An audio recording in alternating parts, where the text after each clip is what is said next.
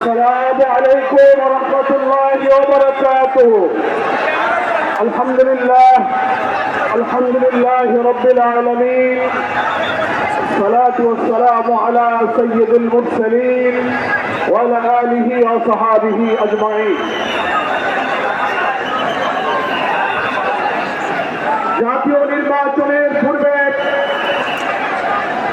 গণভোটের মধ্য দিয়ে জুলাই জাতীয় সনদের আইনি ভিত্তি প্রদান সহ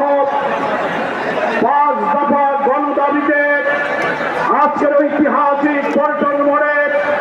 এই জনসমুদ্রের সম্মানিত সভাপতি, বাংলাদেশের মুসলিম উম্মার ঐক্যের অন্যতম রাহবার পীর সাহেব চরমনাই ইসলামী আন্দোলন বাংলাদেশের সম্মানিত আমির, আজকে বঞ্চিত বিশ্ব এই জনসমুদ্রের সম্মানিত প্রধান অতিথি, বাংলাদেশ জামাত ইসলামীর সম্মানিত আমির, মজলুম জননেতা ডাক্তার শফিকুর রহমান, আজকের এই জনসমুদ্রের সম্মানিত বিশেষ অতিথি, বাংলাদেশের বরেণ্য আলেম দ্বীন, বাংলাদেশ খেলাফত মজলিসের সংগ্রামী আমির আল্লামা মামুনুল হক সহ আজকের এই ইতিহাস সৃষ্টিকারী মঞ্চিত বিশ্ব সম্মানিত জাতীয় নেতৃবৃন্দ, সাংবাদিক বন্ধুগণ, আমার প্রিয় দেশবাসী ভাই সব, আমরা আজকে দেখতে পাচ্ছি বাংলাদেশের রাজনীতির ইতিহাসে স্বাধীনতার 54 বছর পর ঐতিহাসিক পল্টন মোড়ে এই বিশাল মহাসমাবেশ, এটা আগামী দিনের রাজনীতির একটি মাইল ফলক হয়ে থাকবে।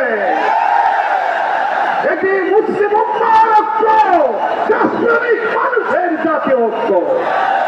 একটা কথার জন্য আজকে জাতীয় অপেক্ষা করছে একটি অবাধ সুস্থ নিরপেক্ষ নির্বাচনের জন্য সরকারের গঠিত জাতীয় ঐক্যমত্য কমিশন প্রায় 9 মাস চেষ্টা করে সাংবিধানিক, রাজনৈতিক, প্রশাসনিক, বিচার বিভাগীয় নানান সংস্কারের মধ্য দিয়ে আমরা যখন প্রায় একমত হয়েছি আগামী 26 ফেব্রুয়ারির নির্বাচনের জন্য, তখন একটি মহল থেকে ষড়যন্ত্র শুরু হয়েছে। সেই ষড়যন্ত্রের সূত্র ধরেও আজকে দিল্লির ষড়যন্ত্রে আগামী 13 তারিখে শাটডাউনের নামে নতুন নাশকতার পরিকল্পনা করা হচ্ছে। এই সুযোগ বন্ধ করে আমরা সরকারের কাছে আবেদন জানাতে চাই, যারা দাবি করছেন একদিনে গণভোটার জাতীয় নির্বাচন হবে